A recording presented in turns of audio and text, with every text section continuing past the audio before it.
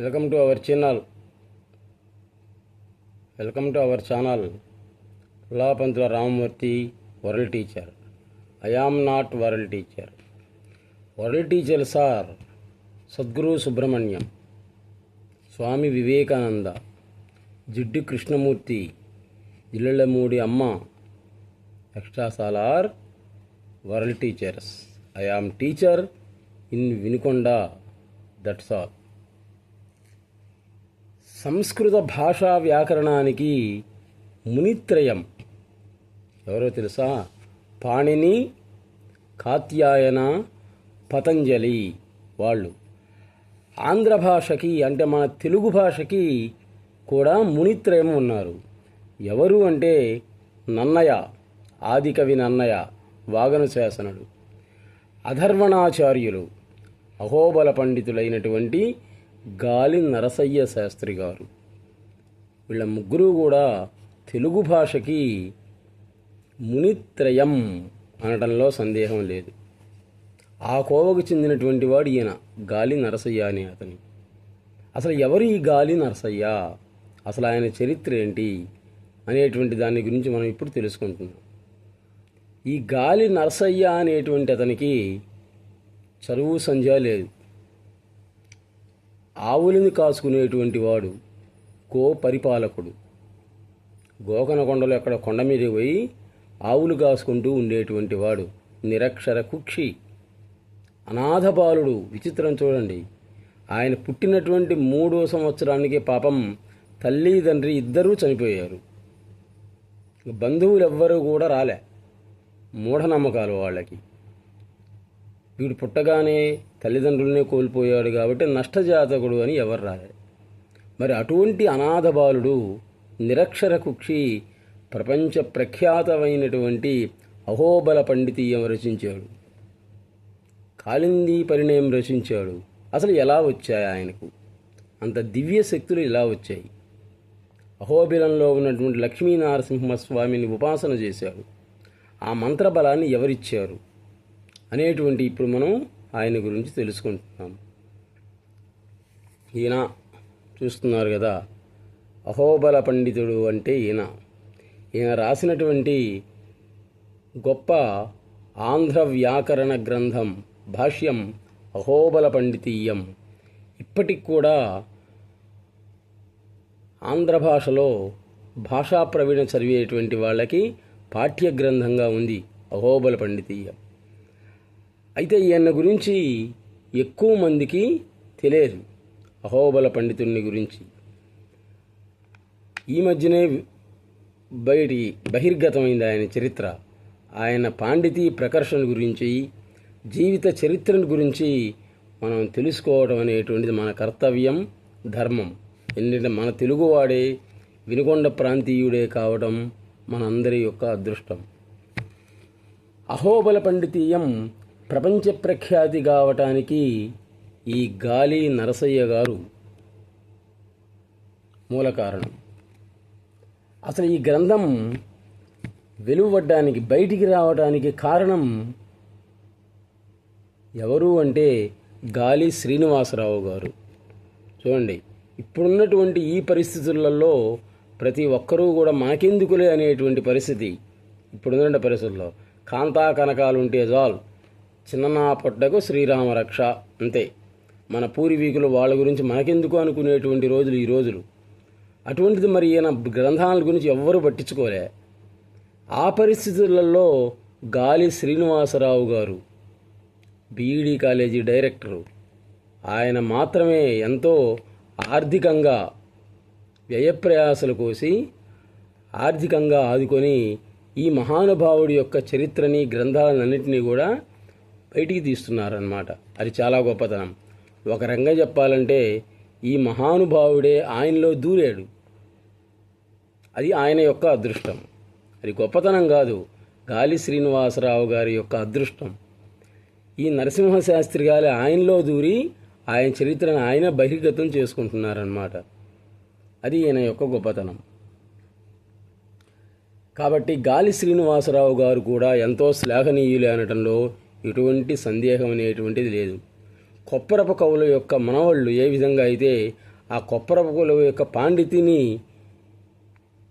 పాండిత్యాన్ని బయటికి తీస్తున్నారో ఆ విధంగా ఈయన కూడా ఇప్పుడు ఈయన ఒక గొప్పతనాన్ని గురించి బయటికి తీస్తున్నారు. ఈయన గురించి అసలు ఎలా వచ్చింది అనేటువంటి దాన్ని మనం ఇప్పుడు తెలుసుకుంటున్నాం అన్నమాట. పోలూరు వంశం, గాలి వంశం, 2 వంశాలు ఉన్నాయి. పోలూరు వంశం వాళ్ళు ఉమ్మడి వరానికి చెందినటువంటి వాళ్ళు. ఈ గాలి వంశం వాళ్ళు గోకనకొండ వంశానికి చెందినటువంటి వాళ్ళు, అగ్రహారీకులు. ఇక్కడ పుట్టినటువంటి 3వ సంవత్సరంలోనే పాపమైన తల్లిదండ్రిని పోగొట్టుకున్నాడు. సద్గురువు యొక్క మంత్రబలం చేత, దైవానుగ్రహం చేత ఆ కొండ గుహలలో తపస్సు చేశాడు. తపస్సు చేసి ప్రసిద్ధి ప్రఖ్యాతమైనటువంటి అహోబల పండితీయాన్ని రచించాడు. అటువంటి మహాకవి ఈయన గాలి నరసయ్య శాస్త్రి గారు. తపస్సు చేశాడు ఆ కొండ గుహలలో. అసలు ఎందుకు వచ్చింది అటువంటి పరిస్థితి అనేటువంటిది ఒక 2 నిమిషాలు చెప్పుకుందాం ఇప్పుడు. ఈ నరసయ్య శాస్త్రి గారు పాపం పోలూరు వాళ్ళ యొక్క వంశీయుల యొక్క అమ్మాయిని వివాహం చేసుకున్నాడు. గంగమ్మ ఆమె పేరు, మహాపతివ్రత స్త్రీ ఆమె. ఈయనకేమో నిరక్షర కుక్షి, చదువు సంధ్య ఏమీ లేదు, అనాథ బాలుడు. మేనమామ దగ్గర పెరిగి పెద్దవాడయ్యాడు. విద్య అబ్బలే, ఆవుల్ని కాసుకుంటూ ఉండేటువంటి వాడు. అటువంటి వాడిని ఆమెమో గంగమ్మ గారు సంస్కృత పండితురాలు. చూడండి, ఈ కాలంలో అయితే డబ్బు ఎవడికి ఎన్ని కోట్లు ఆస్తుంటే వాడికి పిల్లనిచ్చేది. పూర్వకాలంలో అట్లా కాదు, పాండిత్యమే అంతే, చదువు లేకపోతే ఎంత డబ్బున్నా కానీ చదువు లేకపోతే వాడికి గౌరవం లేదు, పిల్లను కూడా ఇవ్వరన్నమాట. అప్పుడు విద్యకు ప్రాముఖ్యత ఇచ్చేటువంటి కాలం అది. మరి ఆ పరిస్థితుల్లో ఈయనకి ఎటువంటి చదువు సంధ్యలు కూడా ఏమీ లేని నిరక్షర కుక్షి. అటువంటి వాడికి వాళ్ళ మేనమామ కూతురైన గంగమ్మనిచ్చి వివాహం చేశారు. గుడ్డొచ్చిన వేళ బెడ్డొచ్చిన వేళ అంటారు. ప్రతి పురుషుడి వెనక ఒక స్త్రీ ఉంటుంది అంటారనమాట. కాబట్టి ఈయన ఇటువంటి వాడు గొప్ప ప్రఖ్యాత కావడానికి మూల కారణం ఆ మహా ఇల్లాలు గంగమ్మ గారే అనడంలో సందేహమే లేదు. ఎందుకంటే ఈయన బావమరుదులే ఈయన అవమానపరిచారు పాపం. చూడండి ఎంత భయంకరమైనటువంటి చరిత్ర ఆయన్ని.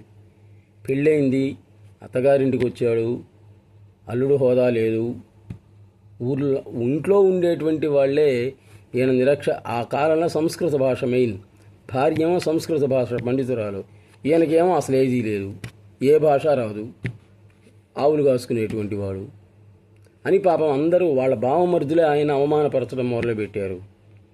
చదువు లేని మొద్దు, కథలు లేని ఎద్దు అని మొదలుపెట్టారు. కానీ పాపం ఈయనకి అవేం పట్టించుకునేవాడు, అంత దైవనీయతి అనుకునేటువంటి మధ్య దైవనీయతి, దేవుడే ఆ వాక్యాలు పలికిస్తున్నాడు అనేటువంటి అనుకునేవాడు. ఏం పట్టించుకోడు, విని వదిలేసేటువంటి వాడు. అనంగనంగన ప్రతిరోజు ఉండేదే ఇవి సమస్య తోరణాలు, అవమాన తోరణాలు. పాపం ఆయన భార్య గంగమ్మ గారు బాధపడుతూ ఉండేది. ఎంతనుకున్నా భర్త ఒకరోజు చెప్పింది, ఏమయ్యా స్వామి, నిన్నే నీ బావమరుదులే ఈ రకంగా అవమానపరుస్తున్నారు, నీకు బాధగా లేదేమో కానీ నాకు చాలా బాధగా ఉంది అని కళ్ళమ్మ నీళ్లు పెట్టింది పాపం. మరి ఏం చేద్దాం అన్నాడు అనమాట. చూడండి, ఏం చేద్దాం, వాళ్ళకి అట్లా అనిపించింది అనుకోని అన్నాడు. మరి ఏం చేద్దామంది. అప్పుడు ఆమె చెప్పింది, సాధన చేసినట్లయితే ఏదైనా సాధించవచ్చు, ప్రయత్నం చేసినట్లయితే ఎవరైనా దేన్నైనా సాధించవచ్చు, దైవానుగ్రహం ఉన్నట్లయితే దేన్నైనా సాధించవచ్చు అని ఈయనకి చెప్పిందనమాట. ఇంకంతే ఆలోచించాడు. గోవులు కాసుకుంటూ వెళ్ళాడు ఆ కొండ గుహలలోకి. అక్కడ జరిగింది అసలు విషయం, లైఫ్ మొత్తం టర్న్ అయిందనమాట. ఒక మునీశ్వరుడు వచ్చి కుంటలో నీళ్లు తాగుతున్నాడు. ఆయన్ని చూశాడు, పోయి ఆయన కాళ్ళ మీద పడ్డాడు అంతే. ఇంట్లో జరిగే పరిస్థితి మొత్తం కూడా చెప్పాడు. అప్పుడు ఆయన ఏమన్నాడు తెలుసా, నీ పేరే నరసయ్య శాస్త్రి, నీ కళ్ళల్లో ఉండేటువంటి కాంతిని బట్టి చూస్తే నువ్వు మహాపండితుడివి, ప్రపంచ ప్రఖ్యాతి చెందినటువంటి పండితుడివి, అటువంటిది ఉంది నీ దగ్గర. అయితే ఇప్పుడు నీకు కావాల్సిందంటే దైవానుగ్రహం, మంత్రబలం అనేటువంటిది కావాలి. ఎవరైతే నీ బావమరుదులైతే నిన్ను అవమానపరిచారో వాళ్లే నీ కాళ్ళ మీద పడతారు. ఆ రోజులు వస్తాయి, మంచి జరుగుతుందని చెప్పి ఆయనకి ఏదో ఒక మంత్రాన్ని ఉపదేశించాడు. చూడండి, ఇంకా ఆనందం వచ్చిందనమాట. ఇంటికి వచ్చి చెప్పాడు. ఎవరు నమ్ముతాడు పాపం ఆయన చెప్పేది? ఎవరు నమ్మలే. కానీ ఒకే ఒక్కరు నమ్మారు. ఎవరంటే ఆ గంగమ్మ గారు ఒక్కరే, ఆయన భార్య ఒక్కటే నమ్మింది. అవి మౌనంగా ఉంది. మళ్ళీ మాట్లాడితే మళ్ళీ వెనక అవమానాలు మొదలైతేనే మెల్లకుండా ఉంది. ప్రతిరోజు మళ్ళీ అవమానాలు పొందుతూ ఉంటే ఇంకా భరించలేక పాపం జీవితం మీద విరక్తి వచ్చింది. అప్పుడు ఆ మునీశ్వరుడు ఏమన్నాడు, ఆయన మంచినీళ్ళు తాగేటువంటి అతను ఏమన్నాడు, నీకు ఎప్పుడైనా ఇబ్బంది వస్తే నన్ను పిలువు వస్తానన్నాడు. అది గుర్తొచ్చింది ఆయనకు. వెళ్ళాడు అక్కడికి, ఆ కుంట దగ్గరికి, గట్టిగా పిలిచాడు. ఆయన పేరు కూడా తెలియదుగా, పేరేమన్నా చెప్పాడా? మునీశ్వర అంటాం మొదలుపెట్టాడు. రాలే, ఎంత గట్టిగా అరిచినా రాలే. తలకాయ పాపం నేలకేసి కొట్టుకున్నాడు. ఆత్మహత్యా ప్రయత్నం దగ్గరకు వచ్చింది. చూడండి పరిస్థితి. అఘాయిత్యానికి పాల్పడ్డాడు. అప్పుడు ఒక దివ్యవాణి జ్యోతి రూపంలో కొన్ని వాక్యాలు వినిపించాయి. మనుషులు ఎవరు లేరు అక్కడ. మళ్ళీ కొండ గుహలలో ఆవులు ఈయన తప్పి ఎవరు లేడు. ఏమి వినిపించాయి? అంతా మంచే జరుగుతుంది, అంతా మంచే జరుగుతుంది అని. మనిషి కనబట్టల్లా మాటలు వినిపిస్తున్నాయి. తర్వాత ఆయన జ్యోతి రూపంలో వచ్చి ఈయనకు మంత్రాన్ని ఉపదేశించాడు. కళ్ళు మూసుకో స్వామి అని అన్నాడు అనమాట. కళ్ళు మూసుకొని కళ్ళు తెరువు అన్నాడు. అంతే ఆయన అంది. కళ్ళు మూసుకొని కళ్ళు తెరిచేసరికి ఈయన ఎక్కడున్నాడో తెలుసా? అహోబిలం లక్ష్మీ నరసింహస్వామి గుడిలో ఉన్నాడు అనమాట. పోయి అది సద్గురు మంత్రబలం ఉంది, ఉపాసనా బలం ఉంది, యజ్ఞాలు హోమాలు జపాల వల్ల ఉపయోగం అనేటువంటిది ఉంది. మంత్రాలకు చింతకాయలు రాయదా అంటారు. చింతకాయలే కాదు, చింత చెట్లే మొలిపించారు మంత్రాల ద్వారా. అటువంటి వాళ్ళు మన హిందూ దేశంలో ఉన్నటువంటి వాళ్ళు ఉండడం మనందరి యొక్క అదృష్టం. మంత్రాన్ని ఉపదేశించి కళ్ళు మూసి కళ్ళు తెరిచేసరికి మరి ఈయన ఎక్కడ గోకనకొండ, ఎక్కడ అహోబిలం, లక్ష్మీ నరసింహస్వామి గుడిలో ఉండడం. కళ్ళు తెరిచేసరికి లక్ష్మీ నరసింహస్వామి విగ్రహం. నమస్కారం చేశాడు. ఆశ్చర్యపోయాడు. సరే, అంతవరకు పోయాడు. ఇప్పుడేం చేయాలి అక్కడ పరిస్థితి? మళ్ళీ ప్రత్యక్షం అయ్యాడు. ఎవరు? ఆ మునీశ్వరుడు ప్రత్యక్షమై లక్ష్మీనరసింహ మంత్ర ఉపాసనని నేర్పాడు ఈయనకు. చూడండి, ఉపాసనా బలం ఉంది. ఆర్తితో చేయాలి. అయితే కష్టాలు బాధలు పొందినటువంటి వాళ్ళకే చూడండి దేవుడు కనిపించేది. సుఖంగా ఉండే వాళ్ళకి కనపడ్డు. అంటే వాళ్ళ కన్నీటిని భగవంతుడి యొక్క పాదాల మీద పడేస్తారు. కన్నీటితోటి అభిషేకం చేస్తారు వాళ్ళు. మనం మామూలు నీళ్ళతో అభిషేకం చేస్తాం. అది తేడా మనకు వాళ్ళకి. ఇక కాంత కనకాలు ఏం అవసరం లేదనమాట. భగవత్ సాక్షాత్కారం అయితే చాలు అనుకుంటారు వాళ్ళు. మనకు అద్దెప్ప అన్నీ వస్తే చాలు అనుకుంటాం మనం. ఆ మునీశ్వరుడు వచ్చి మళ్ళీ ప్రత్యక్షమయ్యి ఆ లక్ష్మీ నరసింహుణ్ణి ఎలా ప్రత్యక్షం చేసుకోవాలి ఉపాసనని నేర్పాడు అనమాట.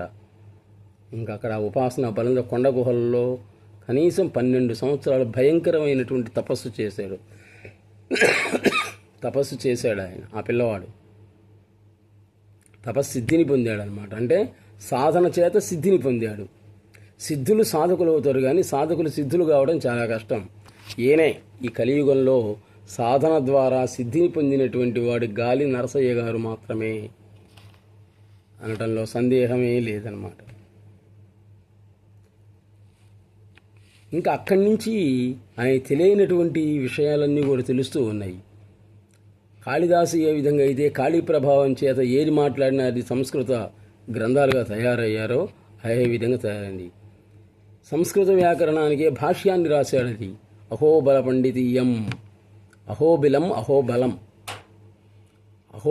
అహోబలుడు అంటే ఆయన లక్ష్మీ నరసింహస్వామి. ఆయన పేరుతోటి సంస్కృత వ్యాకరణానికే భాష్యాన్ని రాశాడు. చూడండి, అది చాలా కష్టం అన్నమాట. పరిచ్ఛేదాల రూపంలో ఉంది మొత్తం. తెలుగు పదాన్ని ఎలా పలకాలి, ఈ పదానికి అర్థం ఏంటి, తెలుగు పదానికి ఎన్ని అర్థాలు ఉంటాయి, ఎన్ని రకాలుగా ఉపయోగించవచ్చు అనేటువంటిది మొత్తం కూడా నేటి తరానికి తెలియజేశాడు ఆ మహానుభావుడు.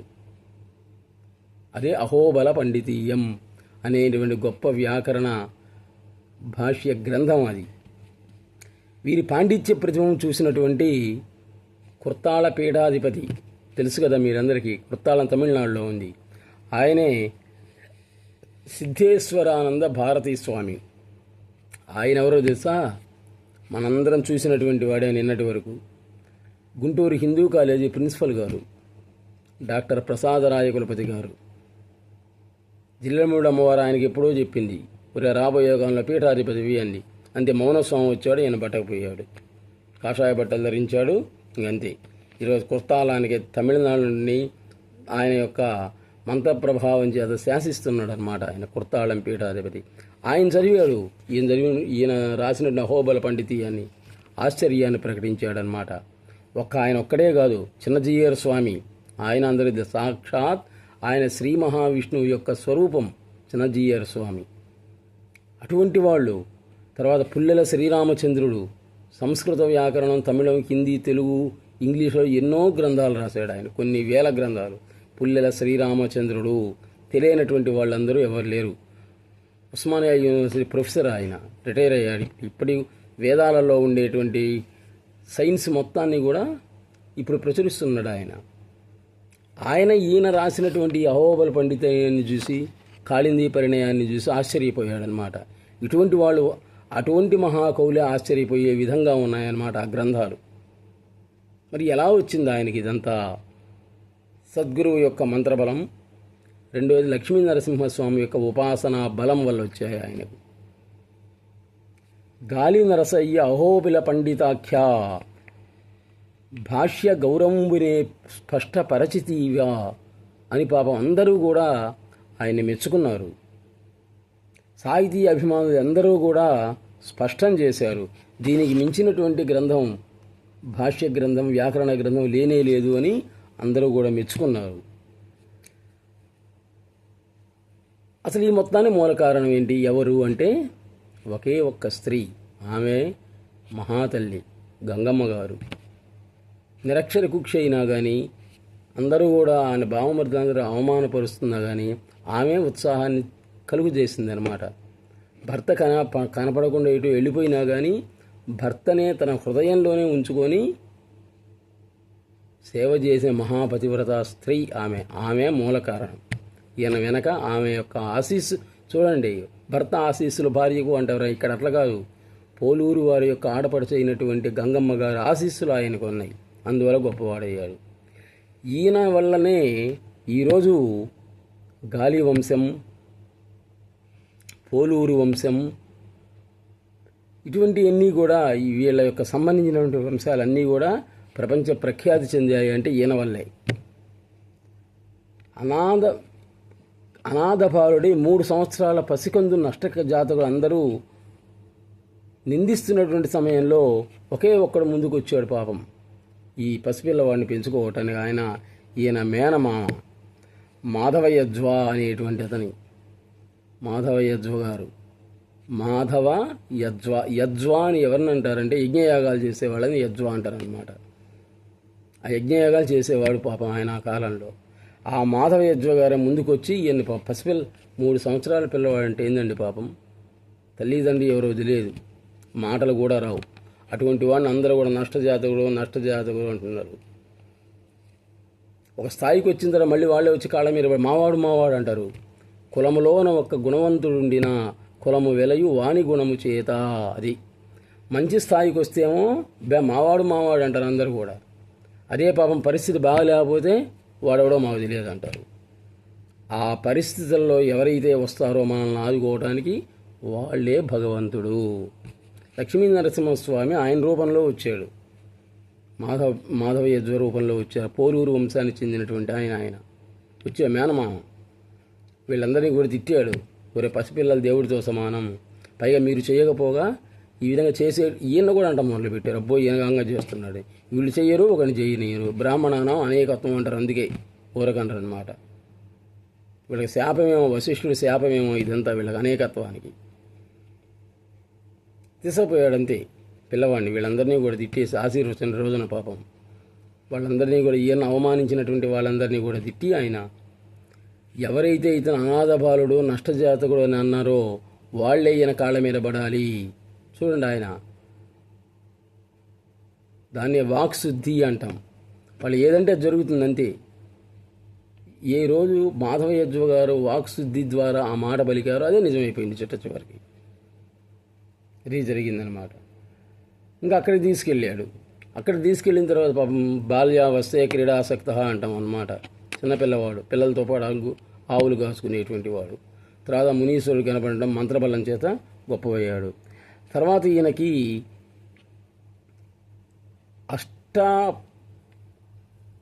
అష్ట భాషలలో చూడండి, 8 భాషలలో మహాపండితుడు అయ్యాడు.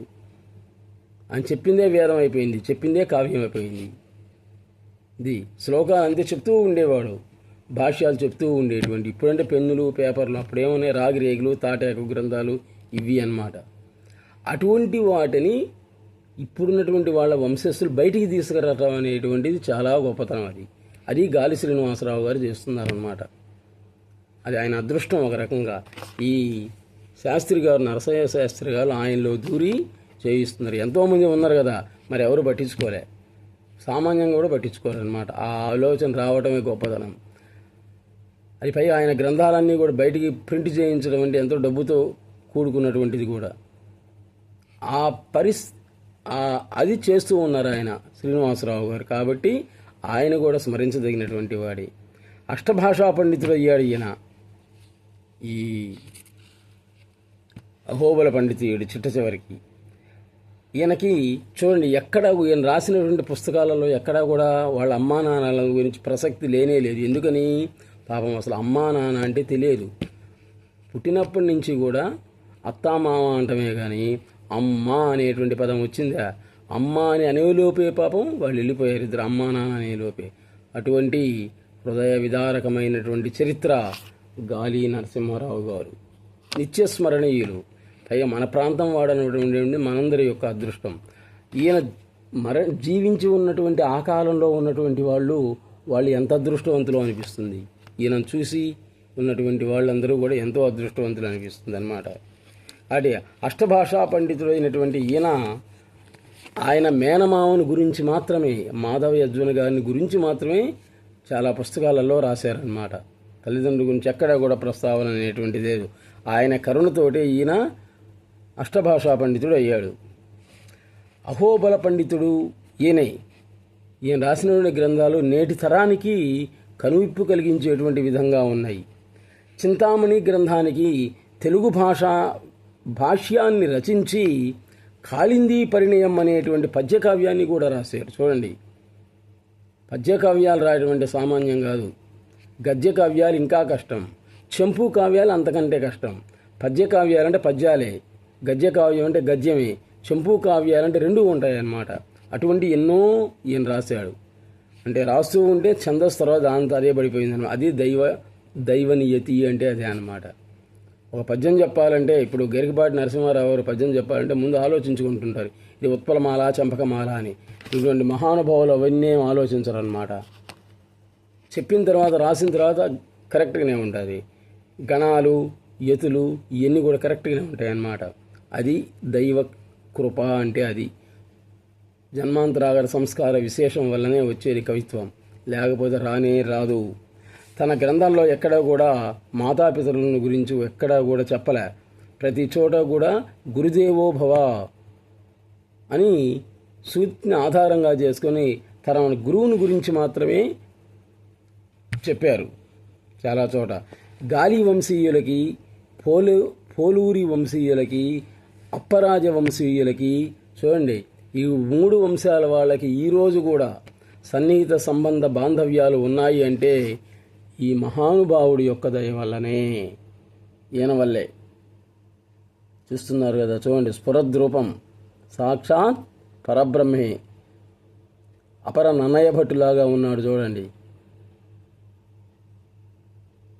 సాక్షాత్ ఆయన లక్ష్మీ నరసింహ స్వరూపం, ఆ రూపంలో జన్మించాడనమాట ఆయన. ఈయన రాసినటువంటి ఇతర గ్రంథాలు, వాటిల్లో కేవలం తెలుగు భాషకు సంబంధించినటువంటి విషయాలే కాకుండా ఇప్పుడు మానవుడు ఏ విధంగా జీవించాలి, అసలు మానవ జీవితం మానవత్వం అంటే ఎలా ఉండాలి, ఇవి కూడా చెప్పాడు వాటిల్లో. ఒక్కటే కాదనమాట. కాబట్టి ఇప్పటి తరతరాలకు కూడా అవి శిరోభూషణాలు. తెలుగు సాహిత్యానికే శిరోభూషణం ఆయన రాసినటువంటి గ్రంథాలు. ఆయన రాసినటువంటి వాటిల్లో కొన్ని చాలా రాశాడు పాపం. కొన్ని దొరికాయి, కొన్ని దొరకట్లే. రాగిరేకుల మీద, తాళపత్ర గ్రంథాల మీద అప్పుడు రాసిందనమాట వాళ్ళు. వాటిల్లో కొన్ని దొరికినాయి. కవి శిరోభూషణం. కవి శిరోభూషణాన్నే అహోబల పండితీయం అని కూడా అంటామన్నమాట. కాళిందిని కన్యా పరిణయం చాలా పద్యకావ్యం. అది చాలా కష్టం. అంటే మన భాషలోనే వేమ శతకం లాగానే ఉంటాయి, కానీ ఆ ఛందస్సు అనేటువంటి కరెక్ట్గా ఉంటుందన్నమాట. ఛందోబద్ధంగా ఉత్పలమాల, చంపకమాల, మత్తేవ శార్దూలాలతో రాశాడు ఆయన. గణాలు ఎక్కడ కూడా అనుకోని రాయలా. రాసిన తర్వాత చూస్తే కరెక్ట్గా సరిపోయాయి. భరణ బవర్వ ఇటువంటి నజబజరగా అంటే కరెక్ట్గా సరిపోయినాయి. తర్వాత వచ్చేసరికి గరుడాచల క్షేత్ర మహిమ, యక్షగానం, గోకనకొండ నరసింహస్వామి యొక్క శతకం. చూడండి, గోకనకొండ నరసింహస్వామి శతకం. ఇప్పటికీ ఆయన గోకనకొండలో ఆయన తపస్సు చేసినటువంటి ప్రదేశం ఉంది. అక్కడ నేను ఈ గాలి వంశస్థుల్ని, పోలూరి వంశస్థుల్ని, అపరాజ వంశస్థుల్ని నేను కోరేది ఏంటంటే అటువంటి మహానుభావుడి యొక్క విగ్రహాన్ని తయారు చేయించండి. ఆయన తయారు చేసిన ప్రదేశం పాపం శిథిలావస్థలో ఉంది. అప్పుడు ఒక చెట్టు కింద అరుగు, దాని మీద ఆయన తపస్సు చేసిందనమాట ఆ గోలో. కాబట్టి ఎక్కడైతే ఆయన తపస్సు చేశాడో అక్కడ ఆయన విగ్రహాన్ని పెట్టి మనం దీపారాధన నైవేద్యాలు చేస్తే ఆయన యొక్క ఆశీస్సులు అనేటువంటివి నియోజకవర్గ ప్రజలందరికీ ఉంటాయి. ఎందుకంటే ఆయన తిరిగినటువంటి ప్రదేశం గోకనకొండ, వినుకొండ, తర్వాత ఈ అగ్రహారాలు, ఇవన్నీ కూడా ఆయన తిరిగినటువంటి ప్రదేశం. పాదధూళి చేత పవిత్రమయ్యాయి ఈ ప్రదేశం అంతా కూడా. తర్వాత గోకనకొండ గ్రామం నరసింహస్వామి శతకం, ఇది అలభ్యం, దొరకట్లే. ఎక్కడో ఆ తాటాకు గ్రంథాలలో ఉంది. ఇంకొకటి రాశాడు, సంస్కృత ఆంధ్ర శతకం అనే దాన్ని రాశాడు. చూడండి, సంస్కృత ఆంధ్ర శతకం, స్తోత్ర మాలిక. ఈ రకంగా ఈయన ఎన్నో రచనలు చేసి తరతరాల తెలుగు వారికి మార్గదర్శకంగా నిలిచాడు. గాలివారి చరిత్రను, గ్రంథాలను ఎవ్వరూ కూడా పట్టించుకోలేదు. చూడండి, అంటే ఆ ఐడియా రాదు, అది సామాన్యం మానవుడికి. కానీ అటువంటి పరిస్థితులలో ఈయన మీద ఉండేటువంటి అవ్యాజమైనటువంటి ప్రేమ చేత గాలి శ్రీనివాసరావు గారు, బీఈడి కాలేజీ డైరెక్టర్, పల్నాడు జిల్లా నరసరావుపేట దగ్గర వినుకొండ అనేటువంటి ఊరుంది. అక్కడ BEd college, Vivekananda BEd college director ఆయన కొన్ని లక్షల రూపాయలు సొంత డబ్బులు పెట్టి ఈయన రాసినటువంటి గ్రంథాలన్నింటినీ కూడా బహిర్గతం చేసి ప్రపంచానికి అందిస్తున్నారన్నమాట. కాబట్టి ఆయనకు కూడా కొంత దైవనీయతి అనేది ఉంది, ఒక శక్తి కొంచెం ఉందన్నమాట.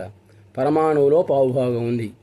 అందువలనే ఆయనకి ఆ ఆలోచన అనేటువంటిది వచ్చింది. ఆ ఆలోచన రావడానికి కూడా కారణం ఆయన గొప్పతనం ఏం కాదు, ఇక్కడ ఈయన గొప్పతనం. ఆయన అడగండి ఏం చెప్తారో. ఈయన గొప్పతనమే అంటాడు అన్నమాట. ఈయన ఆయనలో దూరాడనమాట. ఒరే, నా చరిత్ర నేను రాసినటువంటి అన్నీ కూడా అంతరించిపోతున్నాయి, మన వంశస్థులందరూ కూడా మన వంశాన్ని గురించి కూడా ఎవరికీ తెలియదు, జీవిత చరిత్ర తెలియజేయరని ఆయనలో దూరాడనమాట. అందువల్లే ఎంతమంది ఉన్నా కానీ గాలి వంశీయులు ఆయనకు మాత్రమే ఆ ఆలోచన వచ్చింది. డబ్బుకు కూడా వెనకాడకుండా చేస్తున్నారు. ఆ గోకనకొండలో ఇప్పటికి కూడా తిరణాలు ఇట్లాంటివి చేస్తున్నారు. గ్రామస్తుల యొక్క సహాయ సహకారాలతోటి తిరణాల్లో అవి చేయిస్తుంటారనమాట. అగ్రహారీకులు వీళ్ళు. నరసరావుపేట జమీందారు వారు వీళ్ళకి అగ్రహారంగా ఇచ్చారన్నమాట. అటువంటి పరిస్థితులు. కానీ అటువంటి మహనీయుడి యొక్క చరిత్ర, మంత్రమహిమ, తపశ్శక్తిని గురించి లోకానికి తెలియజేస్తూ ఉన్నారు గాలి శ్రీనివాసరావు గారు, నరసింహశాస్త్రి గారి చరిత్రను గురించి. కానీ ఆ ఎంతో అదృష్టం, అది కూడా దైవనీయతి, దైవ కృప ఉంటేనే ఆ ఆలోచన కూడా వచ్చేది. అటువంటి చరిత్రను మహానుభావుల యొక్క చరిత్రను బయటికి తీసి లోకానికి తెలియజేస్తున్నటువంటి గాలి శ్రీనివాసరావు గారికి లక్ష్మీ నరసింహస్వామి యొక్క ఆశీస్సులు ఉండాలని, తర్వాత అహోబల పండితుడైనటువంటి ఈ నరసయ్య శాస్త్రి గారి దివ్యమైనటువంటి అనుగ్రహం లభించాలని, ఇంకా ఇటువంటి మహానుభావులు చాలామంది ఉన్నారు. వినుకొండ ప్రాంతం అంటే కవులకి, గాయకులకి, చిత్రకారులకి, తపశ్శక్తి కలిగిన వాళ్ళకి ప్రసిద్ధిది. ఆ శ్రీరామచంద్రుడే శివలింగాన్ని తీసుకొచ్చి కొండ మీద ప్రతిష్ఠించాడు. అదే కమఠాచలం అంటారు. ఇది కమఠాచలం అసలు పేరు. కమఠాచలమే చిటచిరి విన్నకొండ, శృతగిరి, శృణిగిరి, శాలివాహన నగరం, విష్ణుకుండిన నగరముగా తయారైంది. ఉండే కొంది ఇప్పుడు ఏమైందంటే వినుకొండ అయిపోయింది. అది కాస్త కాబట్టి వినుకొండ ప్రాంతంలో పుట్టడం అనేటువంటిదే అదృష్టం, ఇక్కడ పెరగడం అనేటువంటిది ఇంకా అదృష్టం, ఆ ప్రాంతంలోనే పరమపదించడం ఇంకా అదృష్టం వాళ్ళది. శ్రీరాముడి సన్నిధిలో పోయినట్టే అన్నమాట అది. కాబట్టి ఇటువంటి మహనీయుల యొక్క చరిత్రని తెలుగువాడైనటువంటి ప్రతి ఒక్కడూ కూడా నిత్యం స్మరించదగినటువంటివి. మీరు అవకాశం ఉంటే అహోబల పండితీయాన్ని ఒకసారి, కాళింది కన్యాపరిణయం అది ఇంకా బాగుంటుంది, పద్యాల రూపంలో ఉంటుంది, వేమన శతకం లాగా ఉంటుంది అన్నమాట. ఈ రెండింటినీ కూడా మీరు కొని జ్ఞాన ప్రసూనాలని తలదాల్చండి. ఎంత డబ్బున్నా కానీ, ఎంత ఆరోగ్యం ఉన్నా కానీ మనకు జ్ఞాన ప్రసూనాలు లేకపోతే అంటే అజ్ఞానంతో మరణిస్తాము. పుట్టాము, పెరిగాము, డబ్బులు సంపాదించాము, చచ్చాము, ఇంక ఉపయోగం ఏముంది? ఏమీ లేదు. కాబట్టి ఇటువంటి మహనీయుడి యొక్క చరిత్ర మీరు ఇది ఉంటే ఒక 100 రూపాయలు ఉంటుంది అంతే. ఈ పుస్తకం కాళింది పరిణయం కూడా ఉందన్నమాట. ఇలాంటివన్నీ కూడా శ్రీనివాసరావు గారి దగ్గర ఉన్నాయి. ఆయన అడిగితే ఇస్తారన్నమాట మీకు. ఆయన దగ్గరికి పోయి తీసుకొని చదివి తరించండి చాలు. చదివితేనే మన యొక్క శారీరక, మానసిక, ఆర్థిక ఇబ్బందులు కొంతవరకు ఉపశమిస్తాయి అనటంలో ఎటువంటి సందేహం లేదు. మహాత్ముల గురించి తెలుసుకోవడం అనేటువంటిదే మన అదృష్టం. కాలాతీతమైంది. నెక్స్ట్ ఎపిసోడ్లో మళ్ళీ కలుద్దాం. Please subscribe our channel. Pullapantula Ramamurthy. నమస్తే.